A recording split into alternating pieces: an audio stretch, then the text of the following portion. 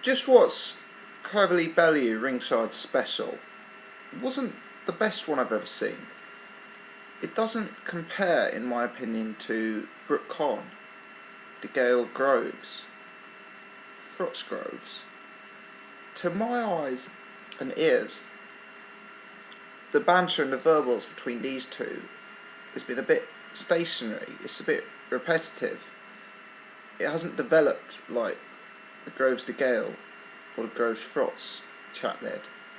We're still talking about Bellew being weight drained all those years ago, what happened after the first fight, who's going to be a bigger cruiserweight, all of this stuff. It's kind of, for people who watch the interviews on IFL TV, for people who, watch the first fight, the first press conference, etc., for people who've been following these two since the story's begun, I think the chat is just a bit predictable. That's not necessarily to say that it's not a good fight, but the sort of outraged WWE build-up isn't quite getting me as excited as something like Eubank Jr. versus Saunders. It just seems to be like fresher chat to my eyes. It's kind of by the by. The Ringside episode itself, as I say, unspectacular in my eyes. It's all the sort of chat that you've already heard from these guys at the press conferences, on the IFL TV interviews. It's one slight highlight which I will mention, which is they bring on some sort of sports psychologist to analyse them, and they say that Tony Bellew is an emotional guy, gets very angry, fights on anger. Nathan Cleverley's this very logical, very bright maths graduate, that's his speciality. There's a bit of humour there because Bellew loses his head a bit and says, "Look, this guy doesn't know me. Who is he to judge me and to judge my mental state? He's never met me. He's never had a fight. He doesn't know boxing. The only fight he's had is a queue at the Cleverley." It's quite entertaining. On to the fight itself. It's one that I actually... The first fight was surprisingly competitive. I thought Cleverley would win that fight comfortably. I just thought his skill level was a lot above Bellew. But for whatever reason, that was a tight fight. Bellew was probably his best career performance in my eyes. He did really, really well and had periods of effectiveness in that fight. It's the best Tony Bellew I think I've seen. Certainly a cleaner work from him at times than the Chilemba fights, from the Stevenson fights, etc. But in my eyes, Cleverley did win that fight, and Cleverley did have the attributes. I appreciate at cruiserweight it's a slightly different emphasis, maybe more of an emphasis on power. But let's face it, neither of these guys are the biggest punchers out there, or even close to that, really. They fought guys like Adonis Stevenson, Sergey Kovalev. These are big punchers. These are knockout artists. We're looking at two guys here who can whack a bit, but they're not spectacular knockout artists. They're not some of the hardest hitters in the sport. Bellew may be marginally the more powerful puncher, but to my eyes at least, Cleverley possibly has marginally the better chin. They both got exposed at the top level, but Bellew's been dropped at other times in his careers. For example, look at the other Mackenzie fight. That's more of a British level fight that he's been dropped in. So I think in all likelihood this is probably going to go to a points decision. I don't buy into the fact that Tony Bellew is this massive cruiserweight, massive puncher, because he wasn't at light heavyweight.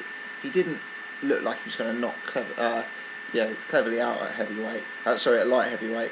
And whilst Bellew may be marginally bigger, it's safe to assume Cleverley's punch resistance is going to be slightly better at the weight as well. So, I don't see a knockout. I see this going to points. And I just think Cleverley's got the attributes. He's the superior boxer. He's got better movement, better hand speed, better footwork. I think technically he's slightly more advanced than Bellew. Bellew's solid. Bellew does a lot right. he doesn't stand out as terrible in any particular area, but in my eyes that's where he is. He's a solid fighter.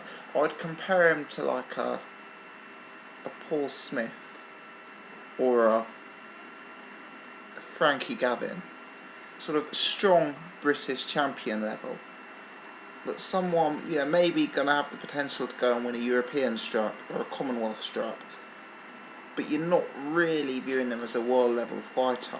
For me, Bellew doesn't have that sort of X factor to his game. He's solid, he's professional, but he's unspectacular. And I think Cleverley does have the foot speed, does have the hand speed, he does have the jab, he does have the movement to slightly outwork, outperform and outpoint Bellew.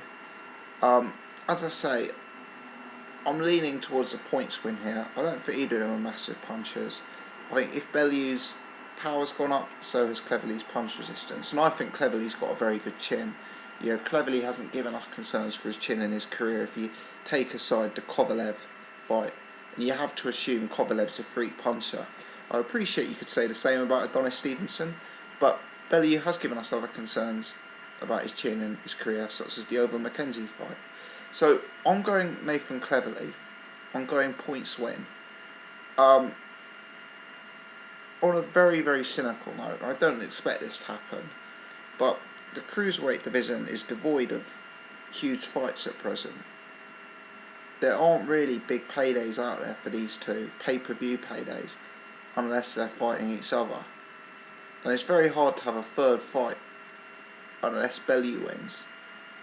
So, from a pure business perspective, it would possibly make sense if Bellew won in a close, perhaps controversial decision, and then you could have the third fight again on pay-per-view.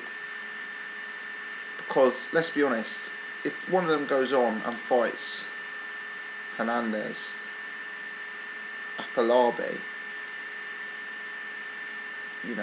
Lebedev, one of these type of guys, especially if we consider that Marco Huck is probably leaving the cruiserweight division to move to heavyweight, the payday they're going to get for those fights, possibly harder fights, international fights, probably isn't going to compete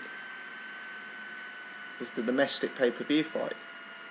So from a pure business perspective, a close Bellew win with controversy that leads to a third match on pay-per-view has to be the biggest payday. But I don't expect that to happen, because I think Cleverley's got the game, he's got the attributes, and he's got the experience to outwork and outperform Bellew. I think Cleverley on points. Tony Bellew, I view as a European level fighter. Cleverley, I'm on the fence about. A large part of me, will decide on Cleverley based on how Sergei Kovalev performs against Hopkins. If Sergei Kovalev goes and knocks Bernard Hopkins out, we have to assume Sergei Kovalev is a freak. And in a sense, you can excuse Cleverley's loss, which potentially means Cleverley does have the potential to be a world-class fighter still, whereas I don't think Tony Bellew's got that. Interested to hear people's thoughts on this. Thanks for watching. Comments appreciated as always.